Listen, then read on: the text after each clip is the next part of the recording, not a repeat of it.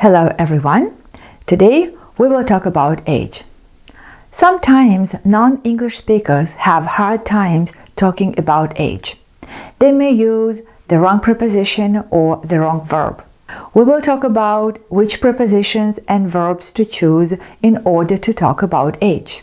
You will hear how different people answer questions about age. Oh, there is a special bonus at the end. I'll give you a couple of idioms related to age. Let's get started talking about the beginning of our life. When we hear the question, "When were you born?" we answer, "I was born," or "She was born," or "We were born." The verb were is always in the past tense and never in the present tense. Like, I was born in Boston January 1st. Or, she was born at 6 a.m. on July 1st in 1999. More examples. Queen Elizabeth II was born Princess Elizabeth Alexandra Mary on April 21st, 1926 in London. As it turned out, she was born to be the queen of the country for many years. Now let's see how we can talk about birth in a little bit different way. My mom gave birth to my younger sister on New Year's Eve. She was a beautiful and healthy baby girl. She weighs 7.5 pounds or 3.5 kilograms. We are going to name her Anna after our grandmother. We have some terms to speak about different age ranges for kids. A newborn is a child who is recently born. We use this word speaking about a baby up to 2 months old. For example, they would like to adopt a newborn baby. An infant can be considered a child anywhere from birth to 1 year old. The infant was crying for half an hour. Or, Alex starts an infant school in September. A toddler is a child that ranges from 1 year old to 4 years old. For example, are these toys suitable for toddlers? The toddler tried to walk but kept falling down. A child is a general word. A child could be a boy or a girl from the time of birth till he or she is an adult. As a child, I didn't eat vegetables. A small group of children are playing outside. Childhood is the time when someone is a child. She had an amazing and carefree childhood. Childhood is not always happy. A teenager is a young person between 12 and 19.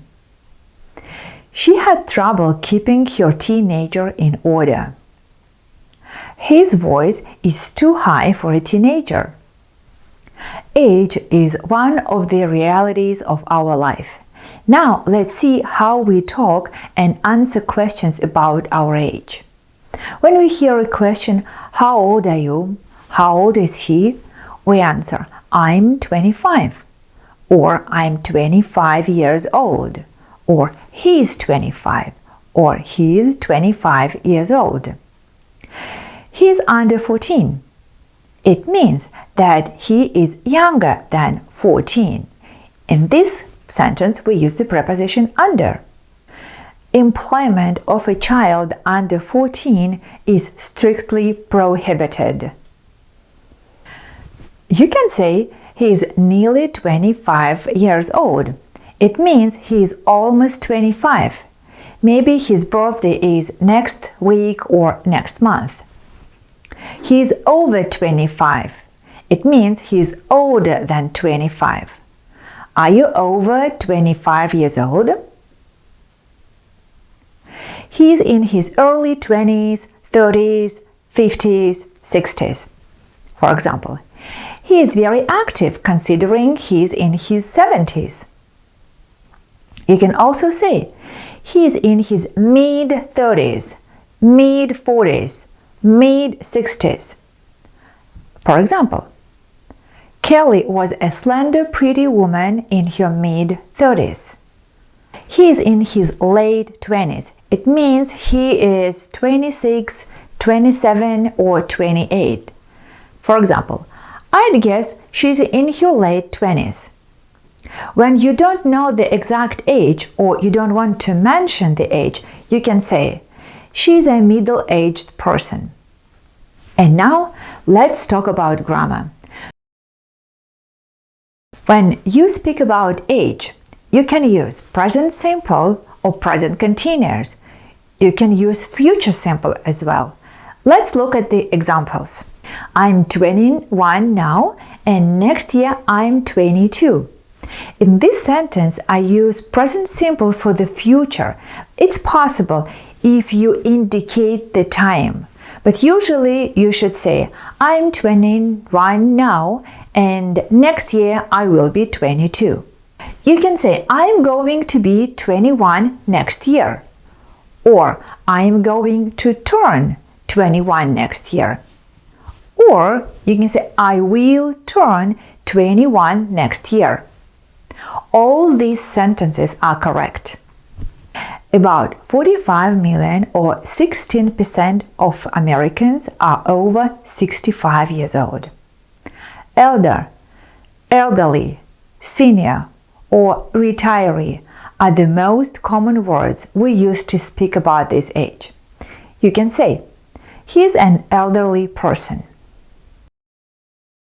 Now we will listen to Trevor Noah interviewing Will Smith about his age.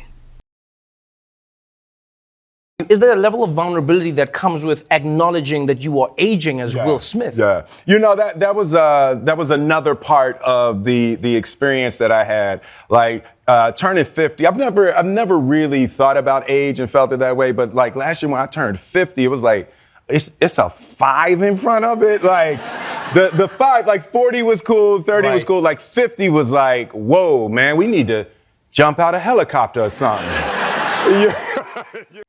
As I promised at the beginning of the video, I'm gonna give you some idioms about age. Idiom number 1. To be no spring chicken, meaning to no longer be young. I'm no spring chicken, but I can beat you in a football game any day. Idiom number 2. Act your age, means you should behave in a mature way, don't act younger than you are. For example, act your age. You are like a child. Okay, and the last idiom for today, coming of age. This idiom doesn't necessarily refer to a specific age. Rather, it means the age that you are considered to be responsible for yourself. In other words, coming of age is the transition between childhood to adulthood. You can hear coming of age party, coming of age book, coming of age movie. This idiom is commonly used for the particular style of books and movies that follow the journey of a teen to adulthood. For example, have you seen Boyhood? No, I haven't. It's a classic coming of age movie. Let's watch it this weekend. I think that Boyhood is a very good example of coming of age movie, but my daughter finds it boring.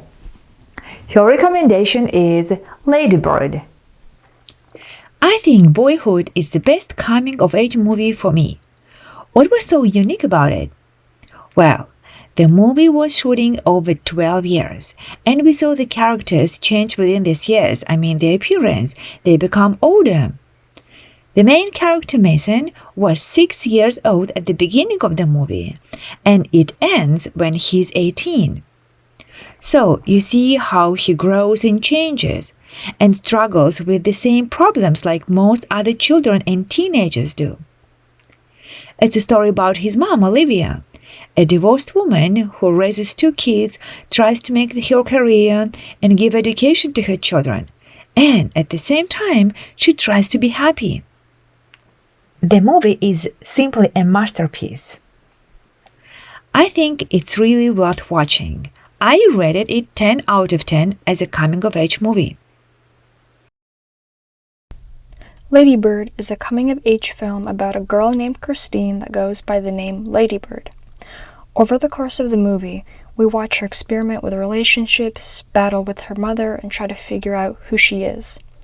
Every character in the story feels like a real person that we can empathize with and relate to, even if we're not a teenage girl from Sacramento. Most people can find something that resonates with them in this movie, whether it's a difficult relationship with your parents, the struggle of finding yourself, and more. Not a moment in the film is wasted. Each scene adds something to the characters or to move the plot forward. Overall, I highly recommend this movie, and I give it a 10 out of 10. Now, you can hear some people answering my questions about age.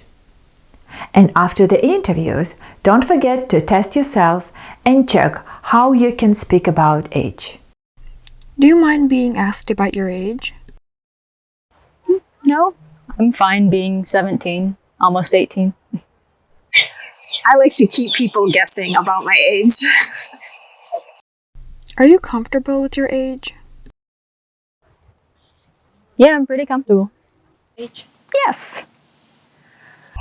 Yes, I am. I love my age today. But you don't know what it is. Yes. What do you think is the best age to be? I guess most people would probably say like in your 20s so that you're young but not too young so you can still do the fun things like what do 20-year-olds do? Drink and party? 25 to 30. 25. I'm gonna go with either a 5-year-old or a 21-year-old. Are you afraid of getting old? No, I actually kind of am excited. I'm looking forward to it. I feel like maybe I'll have my life more together by then. No, as long as you're healthy, I don't think it's a problem. I'm not looking forward to it, but I think it's part of life. And I think you can stay young at heart. What advice would you give to an older person who wants to feel young? I guess when you grow older, you get stuck in certain stereotypes or stuff like that. But in order to keep staying young, you need to be open to new things and embrace them rather than reject them. Enjoy today. Tomorrow is never guaranteed. I think it's the way you think and less about the age you are. You are as old as you feel. A number is just a number. Do people respect the elderly in your country? I'd say so, yeah. There's a general respect for the elderly. No, I don't think so. I think they're always try to take them on something. They're always trying to rip them off on something. The healthcare definitely is not the best for elderly people. I think it can be a mixed response to older people.